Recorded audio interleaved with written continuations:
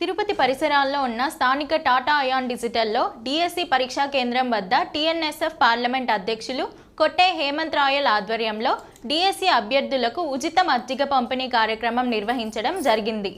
ఈ సందర్భంగా వారు మాట్లాడుతూ కూటమి ప్రభుత్వం అధికారంలోకి వచ్చాక నారా చంద్రబాబు నాయుడు రాష్ట్ర ముఖ్యమంత్రిగా ప్రమాణ స్వీకారం చేసిన వెంటనే మొట్టమొదటి సంతకం డిఎస్సి నోటిఫికేషన్ విడుదల మీదనే చేశారని గుర్తు చేశారు.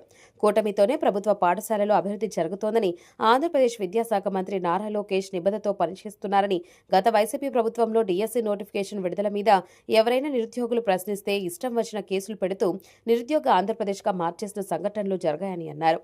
రాష్ట్ర ప్రజలకు కూటమి ప్రభుత్వం సంతోషకరమైన జీవితాన్ని, నిరుద్యోగం లేని ఆంధ్రప్రదేశ్గా మార్చాలని ఆకాంక్షించారు. ఈ కార్యక్రమంలో నందకిషోర్, జశ్వంత్, జ్ఞానేష్, సీను, అరవింద్, విష్ణు తదితరులు పాల్గొన్నారు.